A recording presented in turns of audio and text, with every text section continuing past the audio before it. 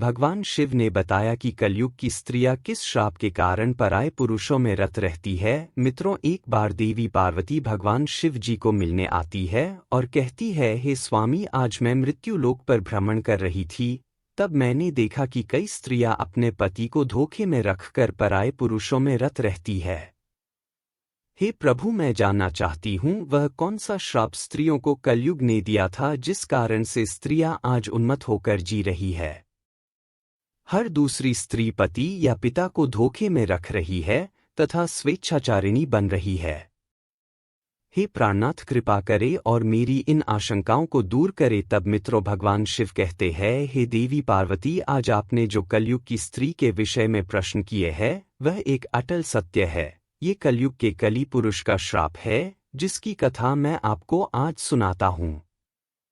देवी, जो भी मनुष्य इस कथा को पूरा ध्यान से सुनता है वह अपने जीवन साथी को कभी धोखा नहीं देता है तथा उन्हें मन चाहे जीवन साथी की संगत प्राप्ति होती है और समय के साथ साथ उनके प्रेम में वृद्धि होती है। ऐ देवी पार्वती, मेरा आपसे निवेदन है, आप इस कथा का श्रवण और प्रसार अवश्य करें ताकि हर एक पति पत्नी के बीच प्रेम और स्नेह की कभी कमी ना हो और वे हमेशा एक दूसरे के प्रति एक निष्ठकाम भाव रखें। मित्रों, भगवान शिव कहते हैं, देवी पार्वती, यह एक सत्य घटना पर आधारित कथा है जो कि आज से 5000 साल पुरानी है। जब कलयुग शुरू हो रहा था, निषेध देश के वीरसेन पुत्र नल नाम के एक राजा थे। वे रूप और गुणों से परिपूर्ण होने के साथ साथ सभी तरह के अस्त्रों शस्त्रों में उन्हें महारथ प्राप्त था, किंतु उन्हें चौसठ खेलने की बुरी आदत थी। उसी काल में विदर्भ देश पर भीष्मक नाम के एक राजा राज्य करते थे। उन्होंने दमन ऋषि को प्रसन्न कर उनसे वरदान के रूप में 4 संतान प्राप्त की थी, जिसमें से 3 पुत्र और 1 कन्या थी। पुत्रों के नाम थे दमदांत दमन और पुत्री का नाम था दमयंती। वो देवी लक्ष्मी के समान रूपवती थी। ऐसा भी माना जाता है कि उस समय तीनों लोगों में दमयंती के समान कोई भी कन्या सुंदर नहीं थी। मित्रों, भगवान शिव कहते हैं, हे देवी पार्वती, एक दिन की बात है कि राजा नल अपने राजमहल के उद्यान में टहल रहे थे। उसी समय उनकी नज़र कुछ हंसों पर पड़ी। उसमें से एक सुंदर हंस को नल ने पकड़ लिया। तब हंस ने राजा नल से कहा, हे राजन, अगर आप मुझे छोड़ दो तो मैं विश्व सुंदरी राजकुमारी दमयंती के पास जाकर आपके गुणों का ऐसा वर्णन करूंगा कि वो आपसे ही विवाह करे। राजा नल ने भी दमयंती के रूप की चर्चा पहले ही अपने दरबारियों के मुख से सुन चुके थे और मन ही मन दम को पाने की चाहत भी रखते थे। वह उससे विवाह करना चाहते थे। मित्रों, भगवान शिव कहते हैं, हे देवी पार्वती, हंस की बातें सुनकर राजा नल ने उसको छोड़ दिया। इसके बाद वे सभी हंस उड़कर राजकुमारी दमयंती उद्यान में चले आए। दूसरी तरफ दमयंती हंसों को अपने महल के उद्यान में देखकर बहुत खुश हुई। वो भी हंसों को पकड़ने के लिए दौड़ने लगी। उसने जिस हंस को पकड़ा तभी वो हंस बोल उठा, है रानी दमयंती निषेध देश का एक नल नाम का राजा है। वह राजा बहुत ही सुंदर है। मनुष्यों में उसके समान सुंदर और कोई भी नहीं। वह मानो साक्षात कामदेव का ही स्वरूप हो। यदि तुम उनसे विवाह कर लो तो तुम्हारा जन्म और रूप दोनों ही सफल हो जाएगा। जैसे तुम स्त्रियों में सबसे रूपवती हो, वैसे ही राजा नल पुरुषों में सबसे सुंदर है। तुम दोनों की जोड़ी उत्तम रहेंगी। हंसों की यह बातें सुनकर दमयंती के मन में भी राजा नल से मिलने की लालसा जाग उठी। इसके बाद दमयंती ने कहा, प्रिय हंस, तुम राजा नल तक मेरा प्रेम संदेश पहुंचा दो। मित्रों, भगवान शिव कहते हैं, हे देवी पार्वती, फिर हंस ने लौटकर राजा नल को दमयंती का संदेश भी दिया। इधर दमयंती दिन रात राजा नल का ही ध्यान करती रहती है। वो उनसे मिलने को व्याकुल हो रही थी, लेकिन उसे समझ में नहीं आ रहा था कि वो कैसे उनसे मिलकर अपने दिल की बात करे। नल के वियोग में दमयंती का शरीर और दुबला होता गया। वह कमजोर सी दिखने लगी। फिर कुछ दिनों के बाद राजा भीष्मक ने सोचा कि मेरी पुत्री विवाह योग्य हो गई है, तथा दमयंती के पिता ने उसके स्वयंवर का आयोजन किया, जिसमें सभी देशों के राजा को स्वयंवर के लिए बुलाया गया। स्वयंवर का निमंत्रण मिलने के बाद सभी देश के राजा वहां पहुंचने लगे। उधर जब देव ऋषि नारद से सभी देवताओं को भी दमयंती के स्वयंवर का समाचार मिला, तो इंद्र और सभी लोकपाल विदर्भ देश के लिए निकल पड़े। राजा नल को भी संदेश भेजा गया, तो वे भी तुरंत ही दमयंती के स्वयंवर के लिए चल पड़े। मित्रों, भगवान शिव कहते हैं, हे देवी पार्वती, नल के रूप को देखकर इंद्र ने रास्ते में ही अपने विमान को खड़ा कर दिया। अपनी राह में राजा नल ने जब सभी देवताओं को देखा तो अपने रथ से नीचे उतरकर उन सबको प्रणाम किया। फिर इंद्र ने राजा नल से कहा, हे वत्स राजा नल, आप बहुत रूपवान और गुणवान हैं। कृपा करके आप हम लोगों के दूत बन जाइए। आप हमारे दूत बनकर दमयंती के पास जाए और कहे कि इंद्र, वरुण, अग्नि, कुबेर और यम देवता तुम्हारे पास आकर तुमसे विवाह करना चाहते हैं।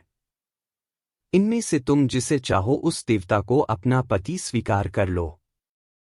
मित्रों, यह सुनने के बाद नल ने दोनों हाथ जोड़ते हुए देवताओं से कहा, हे प्रभु, मैं एक दूत बनकर वहां कैसे जा सकता हूं, जबकि मेरा और आप लोगों का वहां जाने का एक ही उद्देश्य है। इसीलिए मैं आपका दूत बनकर वहां नहीं जा सकता। आप लोग कृपया इस विषय में मुझे क्षमा कीजिए। तब देवताओं ने कहा है, नल, तुम देवताओं का कहा टाल रहे हो, फिर सोच लो। इंद्र की ऐसी कठोर वाणी सुनकर राजा नल देवताओं के दूत बनने को तैयार हो गए और उन्होंने इंद्र की आज्ञा से राजमहल में प्रवेश किया।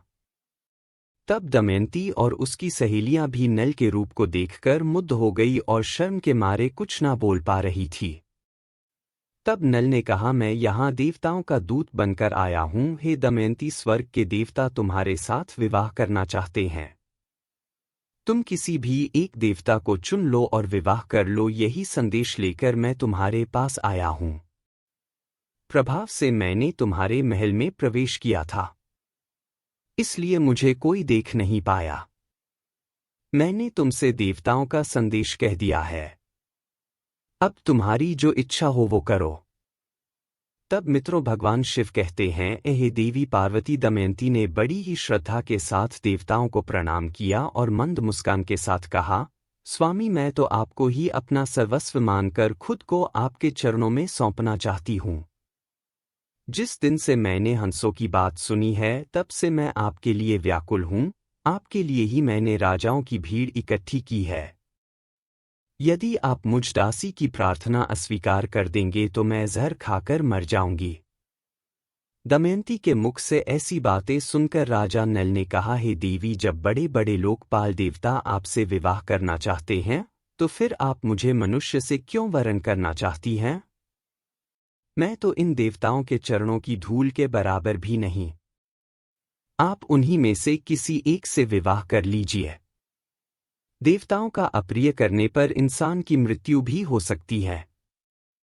अतः आप मेरी रक्षा करें और उनका वरण कर ले। नल की यह बात सुनकर दमयंती घबरा गई। उसकी आंखों से आंसू छलकने लगे और वह मंद स्वर में बोली, मैं आपको वचन देती हूं कि मैं आपको ही पति के रूप में वरण करूंगी। तब राजा नल ने कहा, परंतु इस समय मैं यहाँ देवताओं का दूत बनकर आया हूं। अगर इस समय मैं अपने स्वार्थ की बात करने लगूं तो यह बात सही नहीं होगी। मैं तुमसे विवाह कर सकता हूं, लेकिन जब वे धर्म के विरुद्ध न हो। तभी राजकुमारी बोली, इसके लिए मेरे पास एक उपाय है। उसके अनुसार काम करने पर आपको दोष भी नहीं लगेगा और हमारा विवाह भी संपन्न होगा। उपाय यह कि आप सभी लोगों के साथ स्वयंवर मंडप में आए और मैं आपको ही वरमाला डाल दूंगी। मित्रों, भगवान शिव कहते हैं, हे देवी पार्वती, राजा नल वापस देवताओं के समक्ष पहुंच गए और देवताओं के पूछने पर उन्होंने बताया कि वे रानी के पास तो दूत बनकर गए थे, लेकिन वो और उसकी सखियां सभी मुझ पर मोहित हो गई और आप लोगों के प्रस्ताव को उनके सामने रखने के बाद भी वे मुझे ही वरण करने पर तुली है। कुछ समय बाद स्वयंवर की घड़ी आ ही गई। राजा भीष्मक ने सभी को स्वयंवर सभा में बुलाया। सभी राजा अपने अपने स्थान पर आकर बैठ गए। तभी दमयंती भी आ गई। सभी राजाओं का परिचय दिया जाने लगा। वह उन्हें देख आगे बढ़ने लगी।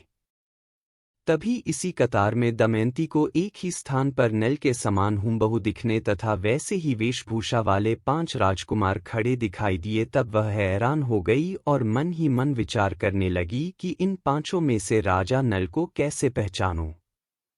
तभी वो समझ गई कि ये देवताओं की माया है और अंत में दमयंती ने निश्चय किया कि इस समस्या से बाहर निकलने के लिए वो देवताओं से ही सहायता मांगने लगी और अपने हाथ जोड़कर देवताओं की स्तुति करने लगी और कहने लगी, हे देवताओं, हंस के मुंह से नल का वर्णन सुनकर मैंने उन्हें ही पति के रूप में वरण कर लिया था और उसी को पाने के लिए मैंने ये स्तुति शुरू की है। कृपा करे आप लोग अपने साक्षात रूप में प्रकट हो जाएं, जिससे मैं राजा नल को पहचान सकूं। देवताओं ने प्रसन्न होकर उसे ऐसी शक्ति दी जिससे वह देवता और मनुष्य में अंतर कर सके। वह राजा नल के गले में माला डालकर उसका वरण कर लिया। मित्रों, भगवान शिव कहते हैं, हे देवी पार्वती, स्वयंवर पूरा होने के बाद देवता वापस स्वर्ग की ओर जा रहे थे। उस समय उनकी मार्ग में ही कलयुग और द्वापर से भेंट हो जाती है। तब इंद्र ने पूछा, कलयुग कहाँ जा रहे हो? तब कलयुग ने कहा, मैं दमयंती के स्वयंवर में उससे विवाह करने के लिए जा रहा हूं। फिर इंद्र ने बताया, अरे स्वयंवर तो कब का पूरा हो गया, दमयंती ने नल का वर्णन कर लिया है। हम लोग तो बस देखते ही रह गए। यह सुन कलयुग बोला, ये तो अनर्थ हो गया। उसने देवताओं का घोर अपमान किया है, इसीलिए उसे इस अपराध का दंड अवश्य मिलना चाहिए। तभी देवताओं ने कहा, दमयंती ने हमारी आज्ञा प्राप्त करके ही नल को वर्णन किया है। हे कलयुग, वास्तव में नल सर्वगुण संपन्न और उसके योग्य वर है। वे धर्म के बड़े ज्ञाता भी है। इसीलिए उसको श्राप देना पुण्यवान ब्राह्मण को नरक में गिराने के समान है, जो कि एक महापाप है। मित्रों, भगवान शिव कहते हैं, हे देवी पार्वती, ऐसा कहकर देवता आगे बढ़ गए, लेकिन कलयुग और द्वापर इसी विषय पर बात कर रहे थे। कलयुग ने द्वापर से कहा, मैं अपना क्रोध शांत नहीं कर सकता, इसीलिए मैं नल के शरीर में निवास करूंगा और उसे मैं राजविहीन कर दूंगा। उस स्थिति में वह दमयंती के साथ नहीं रह सकेगा। उसे 64 का बड़ा शौक है। इसीलिए तुम भी 64 के पासों में प्रवेश करके मेरी सहायता करना। और द्वापर ने भी उसकी बात मान ली। इसके बाद द्वापर और कलयुग दोनों ही नल की राजधानी गए, लेकिन कलयुग को नल के शरीर में प्रवेश करने का कोई मार्ग नहीं मिल रहा था। वो सिर्फ एक अवसर चाहता था नल के शरीर में प्रवेश करने का। इसी तरह समय बीतता गया, लेकिन कलयुग कुछ ना कर पाया। फिर 12 वर्ष पश्चात एक दिन राजा नल संध्या के समय लघु शंका से निवृत्ति होकर बिना हाथ पैर धोए भोजन करने को बैठ गए। यह अपवित्र अवस्था देखकर कलयुग उनके शरीर में प्रवेश कर गया। वहीं कलयुग दूसरा रूप धारण कर उनके भाई जो अलग रहकर अपना राज्य चलाते थे, पुष्कर के पास गया और उसने कहा, तुम नल के साथ 64 खेलों में वचन देता हूं, मैं निश्चित रूप से उसका राज्य जिताने में तुम्हारी मदद करूंगा। पुष्कर ने कलयुग की बात मान ली और नल के पास शीघ्र ही चला आया। जब पुष्कर ने राजा नल को जुआ खेलने के लिए ललकारा तो राजा नल दमयंती के सामने उसकी ललकार सह ना सके। मित्रों, भगवान शिव कहते हैं, हे देवी पार्वती, राजा नल ने 64 खेलने का निश्चय किया। फिर खेल प्रारंभ हुआ। उस समय नल के शरीर में कलयुग प्रवेश कर चुका था और पासों में द्वापर था। इसीलिए नल जो कुछ भी जुए में लगाते वो हार जाते। प्रजा और मंत्रियों ने राजा को रोकना चाहा, लेकिन वे सब कुछ हारने तक नहीं रुके। जब मंत्रियों ने रानी तक राजा को रोकने का संदेश पहुंचाया, तब दमयंती ने राजा नल से कहा, हे स्वामी, आपकी सारी प्रजा आपके दुख के कारण अचेत हुई जा रही है। इतना कहकर दमयंती भी रोने लगी। लेकिन राजा नल कलयुग के वश में होने के कारण उनकी एक बात भी नहीं सुन रहे थे और जुआ खेलते रहे। द्वापर का पासों पर नियंत्रण था, इसलिए राजा नल जो भी पासे फेंकते थे उनके प्रतिकूल ही पड़ते। जब दमयंती ने ये सब देखा तो राजा नल के सारथी को बुलाकर बच्चों को रथ में बिठाकर कुंडी नगर को भेज दिया। इसके बाद पुष्कर ने राजा नल का सारा 64 में जीत लिया और बोला, क्या तुम्हारे पास दाव पर लगाने के लिए कुछ और भी है? अगर तुम दमयंती को दाव पर लगाने के लायक समझो तो उसे भी लगा सकते हो। बदले में मैं सब कुछ वापस लौटा दूंगा। लेकिन राजा नल ने दमयंती को दाव पर नहीं लगाया। मित्रों, 64 में सब कुछ हारने के बाद राजा नल और दमयंती जंगल जंगल भटकने लगे तो उन्हें भोजन तक नसीब नहीं होता था। एक दिन राजा नल ने देखा कि कई पक्षी उनके पास आकर बैठ गए। उन पक्षियों के पंख सोने के समान चमक रहे थे। नल ने सोचा कि अगर मैं इन पक्षियों के पंख प्राप्त कर लूं तो इनसे कुछ धन मिल सकता है। ऐसा सोचकर उन्हें पकड़ने के लिए नल ने उन पर अपने पहने हुए वस्त्र डाल दिए, लेकिन पक्षी उनके वस्त्र भी लेकर उड़ गया। असल में वे पक्षी नहीं थे। राजा के पास जो राजस्व वस्त्र थे वे कलयुग पक्षी बनकर उसे भी छीनने को आया था। नल अब नंगे होकर बड़ी ही खिन्नता के साथ ऊपर देखता हुआ रह गया और मायूस होकर वह दमयंती के पास पहुंचा और उसे सामने का मार्ग दिखाने लगा।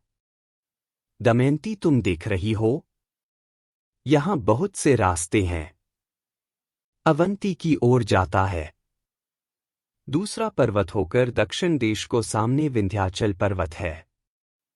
ये पयोष्णी नदी समुद्र में मिलती है और यह कौशल देश का मार्ग है। राजा नल का दुख और लाचारी देखकर दमयंती की आंखें आंसुओं से भर गई। नल से कहा, क्या आपको लगता है कि मैं आपको छोड़कर अकेली कहीं जा सकती हूं? मैं आपके साथ रहकर ही आपके दुखों को बांटना चाहती हूं। दुख में आपका साथ देना मेरा पहला धर्म है। ऐसा कहकर नल के मन के दुखों को हल्का कर देती है।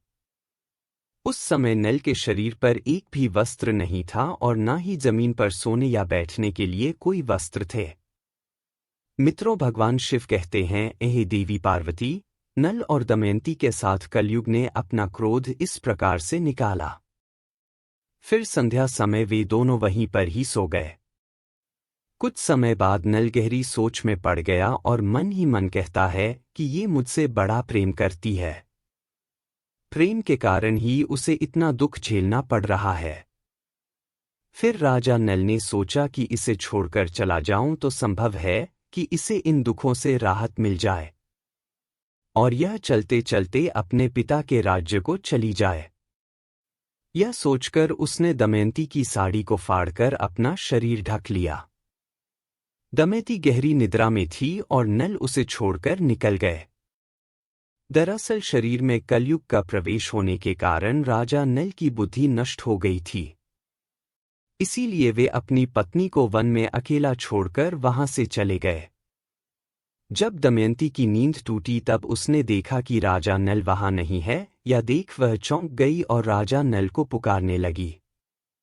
जब दमयंती को राजा नल बहुत देर तक दिखाई नहीं पड़े तो वह जोर जोर से रोने लगे और भटकती हुई जंगल के बीच पहुंच गई। वहां एक बड़े से अजगर ने दमयंती पर हमला कर दिया और दमयंती चिल्लाने लगी। तब उसके स्वर एक व्याध के कान में पड़े। वह उधर ही घूम रहा था। वह दौड़कर वहां आया और यह देखकर कि दमयंती को अजगर निगल रहा है। तभी उस शिकारी ने तेज बाणों से उस अजगर का मुंह चीर डाला। फिर उसने दमयंती को अजगर से छुड़ाकर सहारा देकर भोजन करवाया। तत्पश्चात, तुम कौन हो? किस कष्ट के कारण इस निर्जन वन में भटक रही हो? ऐसा पूछा। मित्रों, दमयंती की सुंदरता, चाल देखकर वह व्याध उस पर अत्यंत मोहित हो चुका था। वह दमयंती से मीठी मीठी बातें करके उसे अपने वश में करने की कोशिश करने लगा। दमयंती को उसके मन के भाव समझ आ गए। उसने उसकी वासना को बहुत रोकना चाहा, लेकिन जब वे किसी भी प्रकार से नहीं माना तो उसने उसे श्राप दे दिया कि मैंने राजा नल के अलावा किसी और का भी चिंतन कभी नहीं किया, और अगर ये सत्य हो तो ये व्याध अभी भस्म होकर मर जाए, ये मेरा श्राप है। दमयंती के इतना कहते ही व्याध के प्राण पखेरु उड़ गए। उसके मर जाने के बाद दमयंती इस निर्जन और भयंकर वन में खो चुकी थी। फिर रास्ते में मिले लोगों से पूछती हुई उत्तर की ओर बढ़ने लगी। भटकते हुए 3 दिन और 3 रात बीत गए और फिर वो अगले दिन शाम के समय राजा सुभु के राज्य में जा पहुंची। मित्रों, भगवान शिव कहते हैं, हे देवी पार्वती, वहां उसे सब लोग पागल समझ रहे थे। बच्चे उसे परेशान कर रहे थे। तभी उस राज्य की राजमाता की नजर दमयंती पर पड़ी।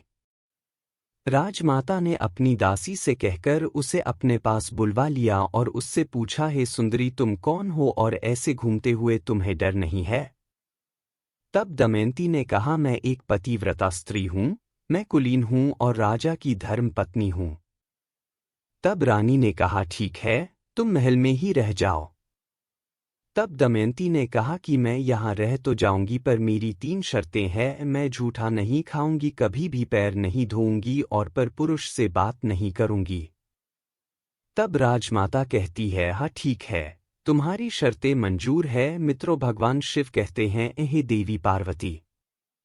वहीं दूसरी तरफ राजा नल जंगल में भटक रहा था तो उसी समय जंगल में आग लगी थी। तभी नल को किसी के चिल्लाने की आवाज आ रही थी। वह उस तरफ दौड़ पड़ा। वहां पहुंचकर उन्होंने देखा कि नागराज कुंडली मारकर बैठे हुए हैं। उसने नल से कहा, राजन, मैं करक कोटक नाम का सर्प हूं। मैंने नारद मुनि को धोखा दिया था, तो इसलिए उन्होंने श्राप दिया कि जब तक राजा तुम्हें ना उठा ले तब तक यही पड़े रहना। उनके उठाने पर ही तुम्हें इस श्राप से मुक्ति मिल जाएगी। उनके श्राप के कारण कई सालों से मैं यहां से एक भी कदम आगे नहीं बढ़ा। हे राजन, तुम मेरी रक्षा करो, फिर मैं तुम्हें तुम्हारे हित की बात बताऊंगा और तुम्हारा मित्र बन जाऊंगा। मेरे वजन से मत डरो। मैं अभी हल्का हो जाता हूं। और देखते ही देखते नागराज अंगूठे के बराबर हो गए। इसके बाद नल उसे उठाकर जंगल से बाहर ले आए। फिर कर कोटक ने कहा, हे राजन, अब तुम अभी मुझे जमीन पर मत रखना, कुछ कदम गिनकर चलो। तब राजा 1, 2, 3 करते हुए राजा नल ने यूं ही पृथ्वी पर 10वां कदम रखा। तभी कर कोटक ने उसे डस लिया। उसका नियम था कि जब भी कोई दश बोले वह दंश मारता था। मित्रों, तब वह राजा नल अचंभित रह गए और फिर कर कोटक ने कहा, हे राजन, तुम्हें कोई पहचान ना सके, इसीलिए मैंने डस के तुम्हारा रूप बदल दिया है। कलयुग ने तुम्हें बहुत दुख दिया था। अब मेरे विष के कारण वह तुम्हारे शरीर में बहुत दुखी रहेगा। तुमने मेरी रक्षा की है, मेरे विष के कारण तुम्हें हिंसक पशु, पक्षी या फिर शत्रु का भी कोई भय नहीं रहेगा। अब तुम पर किसी भी विष का प्रभाव नहीं होगा और युद्ध में हमेशा तुम्हारी जीत होगी। कर कोटक ने राजा नल को दिव्य वस्त्र भी दिए और फिर वहां से अंतर ध्यान हो गया। मित्रों, भगवान शिव कहते हैं, हे देवी पार्वती, उसके बाद राजा नल वहां से चलते हुए राजा रथुपर्ण की राजधानी अयोध्या में पहुंचे। फिर उन्होंने दरबार में पहुंचकर राजा से कहा, मेरा नाम बाहुक है, मैं घोड़ों को हाँकने और उन्हें तरह तरह की चालें सिखाने का काम करता हूँ। गुड़ विद्या में मेरे जैसा निपुण इस समय पृथ्वी पर और कोई भी नहीं। बाहुक की बातें सुनकर उसे राजा अपने पास रख लेते हैं। उन दोनों की अच्छी मित्रता बन जाती है। राजा नल ऋतुपर्ण को घुर विद्या सिखाते हैं और ऋतुपर्ण नल को 64 का खेल सिखाते हैं। अब इसी तरह कुछ दिन बीत जाते हैं। मित्रों, उधर जब राजा विदर्भ को यह समाचार मिला कि उनके दामाद नल और पुत्री दमयंती राजपाट विहीन होकर वन में चले गए हैं, तब उन्होंने सुदेव नाम के एक ब्राह्मण को नल और दमयंती का पता लगाने के लिए भेज दिया। 6 दिन के बाद राजा सुबाहु के राज्य में भेज दिया। उसने एक दिन राजमहल में दमयंती को देख ही लिया। उस समय राजा के महल में कोई धर्म कर्म का कार्य हो रहा था। दमयंती सुनंदा के साथ बैठकर वह कार्यक्रम देख रही थी। इस समय सुदेव दमयंती के पास गया और उससे बोला, मैं तुम्हारे भाई का मित्र हूं, मैं तुम्हारे भाई की आज्ञा से तुम्हें यहां ढूंढने आया हूं। तब दमयंती ने भी उसे पहचान लिया। वे सबका कुशल मंगल पूछने लगी और पूछते पूछते रो पड़ी। तब सुनंदा दमयंती को रोता देख घबरा गई और उसने अपनी माता के पास जाकर उन्हें सारी बात बताई।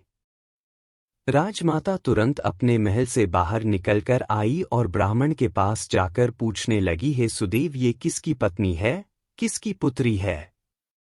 अपने घर वालों से यह बिछड़ कैसे गई? तब सुदेव ने उनका पूरा परिचय राजमाता को दिया। इसके बाद सुनंदा ने अपने हाथों से दमयंती को स्नान कराया, जिससे उसकी बाहों के बीच का लाल चिन्ह चंद्रमा के समाज प्रकट हो गया। उसके ललाट का वह दिल देखकर सुनंदा व राजमाता दोनों ही रो पड़े, क्योंकि राजमाता दमयंती की मौसी थी और उसने यह बात उनसे छुपाई हुई थी। मित्रों, भगवान शिव कहते हैं, हे देवी पार्वती। फिर दमयंती अपने पिता के घर को चली जाती हैं और रोते हुए गिड़गिड़ाते हुए उनसे प्रार्थना करती हैं वे उसके पति नल को ढूंढ ले। अपनी पुत्री की बात सुनकर राजा भीष्मक सुदेव को बुलाते हैं और राजा नल की खोजने की योजना बनाते हैं।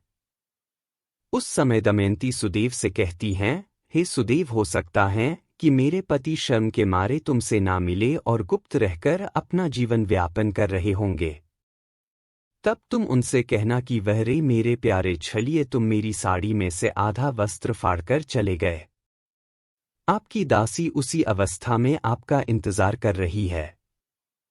मित्रों, ब्राह्मण नल को ढूंढने निकल पड़े। बहुत दिनों के बाद एक ब्राह्मण वापस आया। उसने दमयंती से कहा, मैंने राजा ऋतुपर्ण के पास जाकर भरी सभा में आपकी बात दोहराई तो किसी से कुछ जवाब नहीं मिला, लेकिन जब मैं वहां से वापस आने लगा तब बाहुक नाम के एक सारथी ने मुझे एकांत में बुलाया। बाहुक शरीर से अत्यंत कुरूप और उसके हाथ छोटे छोटे थे। वह लंबी लंबी सांस लेकर रोता हुआ मुझसे कहने लगा, उच्च कुल की स्त्रियों के पति उन्हें छोड़ भी देते हैं तो फिर भी वे अपने शील की रक्षा करती है। क्या मति भ्रष्ट करने वाला पुरुष उस समय विपत्ति के कारण दुखी और अचेत था? इसीलिए उस पर क्रोध करना उचित नहीं। जब वह अपनी प्राण रक्षा के लिए जीविका चला रहा था तब पक्षी भी उसके वस्त्र लेकर भी उड़ गए। मित्रों, भगवान शिव कहते हैं, हे देवी पार्वती, जब ब्राह्मण ने ये बातें दमयंती से कहीं उसकी आंखों में आंसू भर गए। रोते हुए उसने अपनी माता को सारी बात बताई। तब दमयंती की माता ने कहा कि यह बात वह अपने पिता से ना कहे। मैं सुदेव ब्राह्मण को इस काम के लिए भेजती हूं। तब दमयंती ने सुदेव से कहा है, सुदेव, आप जल्द से जल्द अयोध्या नगरी पहुंचे और वहां पहुंचकर राजा ऋतुपर्ण से कहना कि दमयंती फिर से स्वयंवर कर पति का चुनाव करना चाहती है। वहां बड़े बड़े राजा और राजकुमार आ रहे हैं और स्वयंवर की तिथि कल ही है।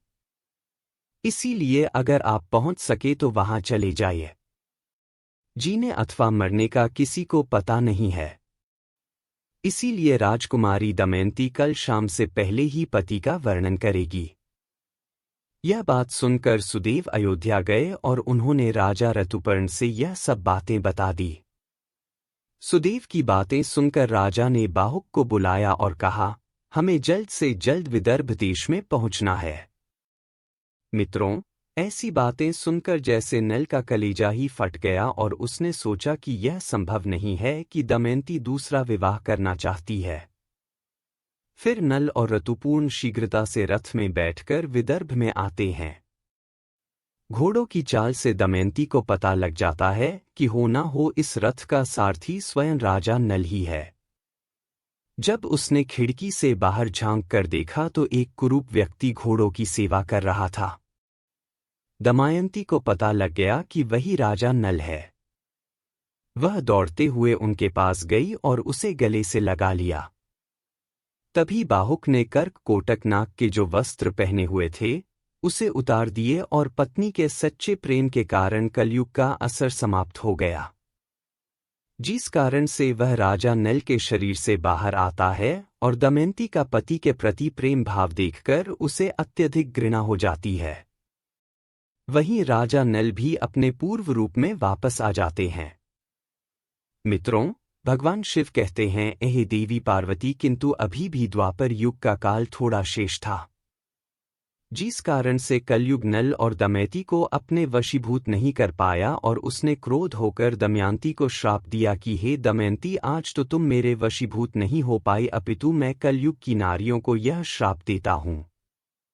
मित्रों, भगवान शिव कहते हैं, हे देवी पार्वती, अब मैं आपके सारे प्रश्नों के उत्तर देता हूँ जो कलयुग ने स्त्रियों को दिए थे। हे गौरी, कलयुग कहता है ये स्त्रियां आलसी बन जाएंगी, देर से उठेगी, पति के साथ ही भोजन करेगी, वे अपनी पति से कभी भी संतुष्ट नहीं रहेंगी और गुण अधिक धन की लालची बन जाएगी। अतः कलयुग में स्त्रियों का राज हो जाएगा।